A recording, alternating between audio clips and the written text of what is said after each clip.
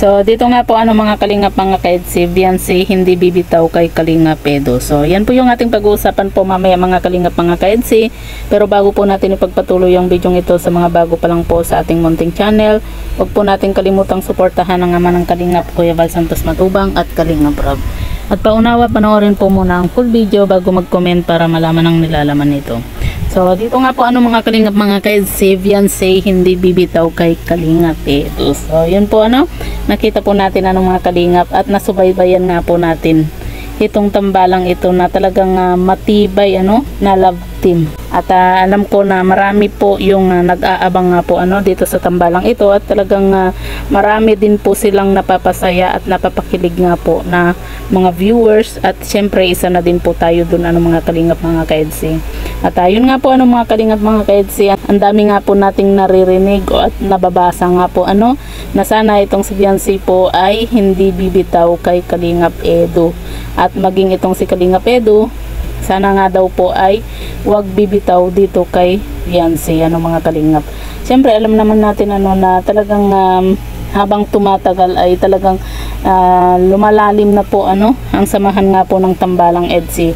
At nakita nyo naman po at napansin din po natin nitong mga nakaraang vlog nga po ni Kalingap Rob dito nga po sa kanilang dito nga po kay Kalingap Edo at Beyonce nga po mga kalingap. Kaya naman po itong si Kalingap Edo nga po ay talagang willing po na maghintay pa ng isang taon para maging legal na daw po yung kanyang panliligaw dito kay Beyonce nga po mga kalingap mga kaedsi.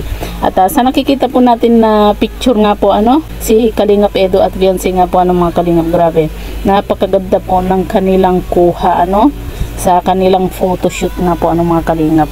Para silang Korean para silang Korean itong si Kalingap Edo. Bagay na bagay sa kanya yung kanyang kasuotan nga po mala goblin nga po.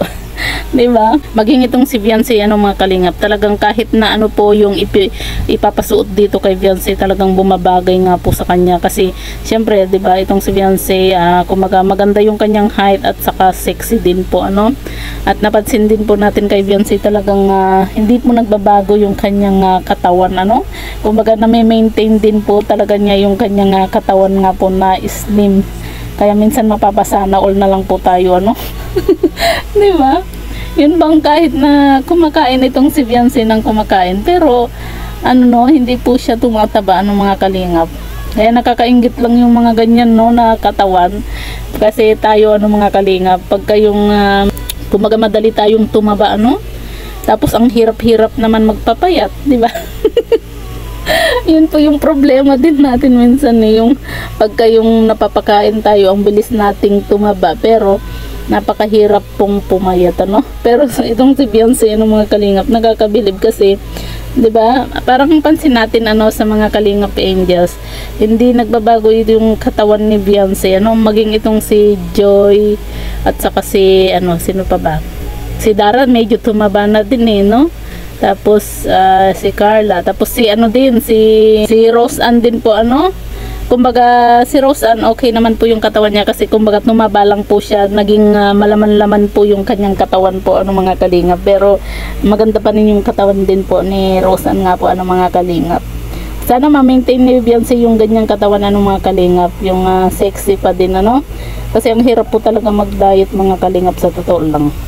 So yan po mga kalingap, grabe ang dami pong kinilig, humanga nga po dahil nga po sa mga picture ni Edo at ni Beyonce nga po nung nakaraang photoshoot nga po nila talagang lalo na po dun sa damit ni Beyonce na isinuot nga po niya na color pink, kumaga lahat po bagay, pero dun po ako talagang yung gustong gusto ko po talaga tingnan itong si Beyonce nga po dun sa suot nga po niyang kulay pink diba? Grabe ang ganda po niya doon mga kalingap mga kaedsi.